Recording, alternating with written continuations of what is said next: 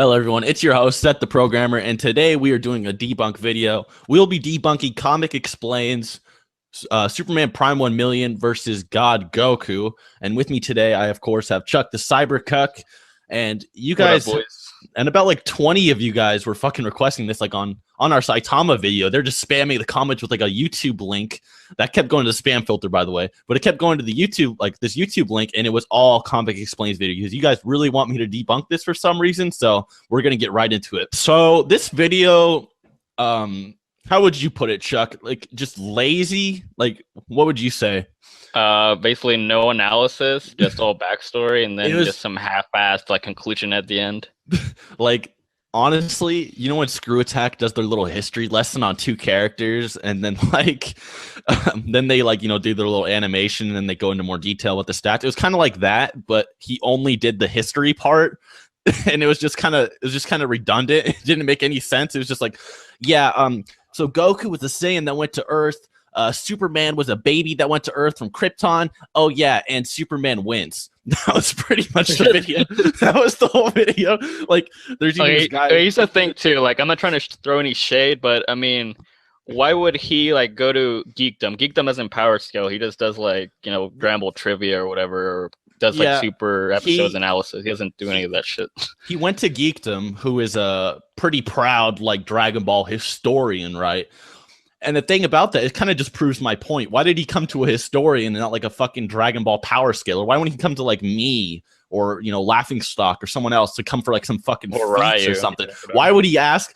He could just go on the Dragon Ball wiki, just look up Goku's history if he wanted that. You know what I'm saying? Oh, dude, because you're small. You're small. That's why. It's because I'm small.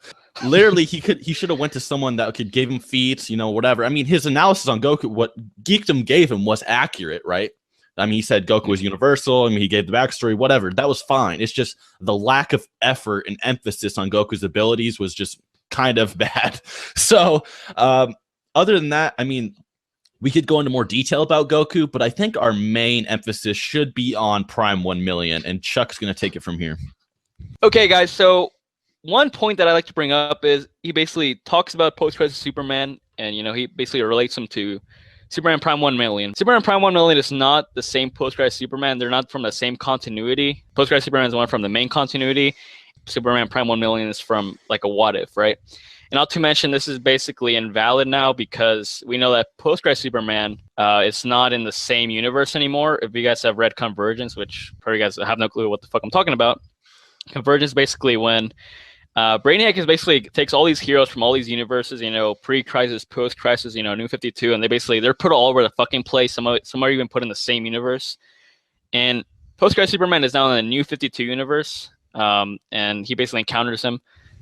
So he's not in the same like continuity anymore, if that makes any sense. And if he's gonna use like another Superman from, you know, What If, then why can't I bring up Goku from the What If as well, from the movies, in which Goku has some really crazy feats. It's basically not in the same storyline. It's an alternate dimension. Akira Toriyama even touches up on this. Yeah, he says that the movies are basically an alternate dimension or like an alternate story, right? Yeah, so the movies all take place in a different continuity, kind of like Prime 1 Million and, you know, the main canon. Okay, and if we're gonna use like you know, basically another, you know, what if or another continuity for the same character, Goku in the movies some crazy feats. Like in movie 12, you know, Fusion Reborn, Goku like I want to say shakes the afterlife, but he shakes like a portion of it. And the afterlife, you know, is basically like an universe-sized realm, and as like a planet there is heaven, you know, and there's like it's like the Grand Kai planet, right? Yeah, it's around the same size. They're all both galaxy-sized planets, basically. And he shook that shit while he was in hell fighting against Janemba. And Janemba is like a reality warper. He like warped the macroverse. He basically like opened up like the dimensions between the living world. I mean, yeah, he altered the boundaries of life and death. And also in the main canon, Goku, when he turned into a Super Saiyan 3, he only shook Earth. Whereas in the Fusion Reborn movie, he basically shook the entire all of hell, which is basically a universe, you know, size realm. So big difference. And he even damaged Janemba, who, you know, is basically a reality warper on a, you know, universal plus scale, right? It doesn't like correlate to destructive capabilities, but Janemba's pretty strong in terms of hacks. So if we use like movies Goku, then you can make Super Goku like a lot stronger. Or even if you use Xenoverse too, but that's not part of the main story, so I'm not even gonna bring it up. It's just an example though. All we're really saying though is that scaling like a character from, this what if scenario to the main continuity is a little bit fallacious. I mean, how could you say that, post-crisis perfectly scales to this what if character? What if this what if character is written differently by someone else entirely who thinks Superman has different abilities? Because as you know, Superman is written by a shit ton of different people, right? I'll name some right now: Grant Morrison, Jim Starlin, Dwayne McDuffie. These three out of dozens. And they all give him different feats, and they all perceive his powers differently. So it's honestly really fallacious to, think that way. Okay, so right now we're going to do an analysis on post-crisis Superman. So he has feats all over the fucking place. He has planet, star, multi-source system, galaxy level, even up to universe and multiverse, which, many of them are outliers and they're pretty consistent. There's a lot of outliers and low ends, and this just ties back into the whole writers thinking Superman has different abilities kind of shit. The thing is, Superman isn't inconsistent, like, in terms of his character. It's more of, like, how the writers perceive him as. Like, there's, like, no tangents, really, because one time you have Superman, absorbing the power of a bomb that can destroy a galaxy, and then you have him getting knocked out by, like, a supernova, even though, his power derives from the solar radiation, so I don't see how that makes any sense. Yeah, you get him, he's knocked out by a star blowing up, even though he thrives off that kind of energy. And you also have feats of him, taking out Darkseid, and then you also have another feat of him getting knocked out by a fucking moon. Isn't Emperor Joker post-crisis? I think he is. Yeah, he is. He actually absorbed power from Mr. Mexi. I think that's how you pronounce his name. He's the fifth dimensional imp. And Mr. Mexi is really strong. He can, like, fucking toy with multiverses and destroy them, like, while fucking flying with bat might. So that's why he was able to do that. Yeah. Also, as a disclaimer, I want to say that I respectfully disagree with a few of Chuck's showings of Superman. I honestly believe that Superman is more in the star levels. But for the sake of this argument, we're going to be using higher end calculations regardless to obviously give Superman a better chance in this argument. Okay, so we, like, take all of Superman's feats and, we lay them all out and we, like, basically put them in different ranges. The ones that show up more in consistency are between the multi-source system to galaxy ranges, and here's why. For example, he has feats where he basically matches powers with Orion, who's basically the son of Darkseid. He had enough power to basically throw 1/5 of the universe. That makes him multi-galaxy level. He also punched Darkseid so hard that, it could basically, like, resonate across the star system. He also has other feats like, surviving the planetary collision between Apocalypse and New Genesis and Death of New Gods. And these planets dwarf galaxies. So they're basically comparable to the Grand Kaio planet or Heaven in the Dragon Ball verse. They're not as big, but they're around that range. How does this calculate to, prime 1 million strength, though? Basically, if we take how strong Superman can be from just absorbing solar radiation for a couple minutes or a couple hours, we scale that to 15,000 years, and Superman Prime would be really fucking strong, right? In comparison. So it's basically, if we scale him, right? Yeah. But the thing is, it's contradicted by what he showed barely showed in the fucking comics, right? What he did against Solaris. Really, his best feat is galaxy level in this Prime 1 million state.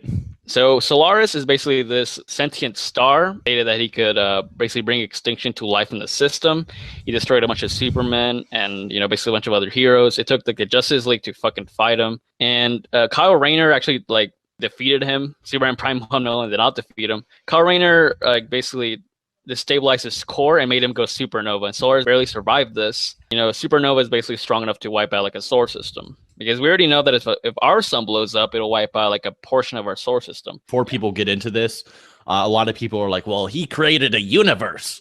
Well, Prime 1 million did not create a universe. Like, literally all he did was he opened up, like, basically a wormhole into another universe, and then he just said, welcome to my universe. That's pretty much some, like, if you watch Naruto, that's some Kaguya shit. Unless you want to say Kaguya is, like, high universal for opening up dimensions and saying that's her universe. It's just not going to work. So Superman has no proof he created the universe. He literally just opened up a portal to possibly a different dimension or pocket universe, and besides that, there's no evidence he created it. Yeah, it's like saying that, you invite someone over to your house and you're like, welcome to my home. Like, did you the fucking house?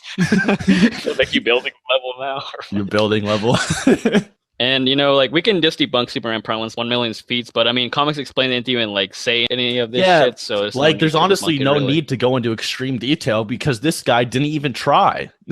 He didn't even attempt to. So there's, like, almost nothing to really debunk except for the basic claim he made that Superman is limitless, Goku isn't. And who does that remind you of? Oh, once again, Screw Attack. So not only did he just basically take Screw Attack's, little history lesson, but he basically just took the whole limitless calculation and then slapped it onto his video and said GG no RE, right? So so to debunk him not being limitless, he has limited feats. I mean, he needed help reviving Lois, right? He also had help, reviving Krypton. He also needed help defeating Solaris, making his core go supernova and taking, the ring or whatever. And besides that, he's shown no limitless feats. I mean, if you think about it, so Superman has been stated limitless, especially if we're connecting canons like ComicsExplained like to do. There's a guide that says that has physical limitations in post-crisis, meaning the only limitless argument you can make is that he absorbed the sun's radiation that made him limitless, but that's a logical fallacy because he absorbed a set amount of energy because the sun can only produce so much energy. So are you saying that the sun has infinite energy? It runs out of power. It's not all stars infinite. die. Yeah. So to say that he's infinite just doesn't make any sense whatsoever. And like Chuck was just saying, the best feats he really has are just galaxy level. I mean, multi-galaxy level. And I mean, if you highball him, you can have him at fucking multiversal. If you lowball him, you can have the motherfucker at moon level. You know what I'm saying? So if we take the most consistent feats we have, he's around solar system galaxy level, maybe Prime 1 Million's multi-galaxy if you really want to fucking go there. But Goku, as ComicsExplained himself has stated, is universal just as a Super Saiyan God, not even Super Saiyan Blue. That means he's implying base Goku is stronger than Prime 1 Million. So I'm not myself implying base Goku beats Prime 1 Million. Like I said, I'm not really trying to get into that. What I'm trying to get into is I'm just debunking him, and by his logic, base Goku would win, which is honestly very bad. And I mean, if you say that he's not limitless, as we just went over, and neither is Goku. So, I mean, there's no limits to what their power can become by, Superman can absorb as much radiation or power as he fucking wants. He can grow as strong as he wants. Goku can train or whatever, keeps growing stronger in battle as strong as he wants, but it doesn't mean that they're infinite, and people really need to understand that. Yeah, the only characters that are infinite are basically above. I mean, in terms of numbers and basically possibilities and within our own dimension, you basically have to be fourth dimensional to be infinite, right? But in terms of infinite power, you have to be at least omnipotent, right? So people like Spectre or the Presence, basically near infinite power, if not infinite power, because they're the highest tiers in the verse. So first off, we're gonna look at Death New Gods, which ran from late 2007 to basically mid 2008, and here are two big Superman feats. In this comic series, he survived a sourceful explosion. Not the whole thing though. It was only a portion of it that blew up, and he was even shielded from it. So he didn't tank the whole. So he didn't tank the whole explosion. It's basically quantifiable. Essentially, the source wall is basically a barrier that covers the multiverse, right? So he didn't tank the whole thing. This is also inconsistent with literally a feat that happens in the same comic series. He basically gets knocked out by a planetary collision between New Genesis and Apocalypse, and these two planets are larger than galaxies, as stated. So basically, if you have a collision between, so galaxy plus level, so are we trying to imply the the sourceful explosion is the same as a galaxy plus level collision, or so if we look at this logically, why would Superman get knocked out by a planetary collision that's at least galaxy plus, maybe multi-galaxy through highballing, when he survives a sourceful explosion, which is basically multiversal scale, right? So how the fuck does that make any sense? Considering he was just knocked out, he wasn't fatally wounded. So I mean, are we trying to play the sourceful explosion is around the same range as the the planetary collision, or are we trying to imply the planetary collision is multiversal level, even though they're only galaxy-sized planets? It makes no sense. More inconsistent writing, and this is actually ironic because it's by the same writer. So obviously the writer was not implying that the source wall was multiversal, but just a small portion of it blowing up for dramatic effect, which is still unquantifiable regardless. So it doesn't scale onto Superman whatsoever. Okay, and basically another comic series released a couple months after Death of New Gods by a different writer is basically Action Comics 867, and in this comic, Superman gets knocked out by a supernova that Brainiac basically caused to happen. Fucking star level. Yeah, which makes no sense because Superman basically feeds and he lives off of solar radiation. So wouldn't the supernova help him? Why would he get knocked out? Just more inconsistent writing. That's all it is. About a year later, in JLA Volume 2, number 30, which released around April 2009. Basically, Superman gets knocked out by using a infinite mass punch on a shadow moon, right? Yep. And even through highball calculations, is like at least multiplanetary.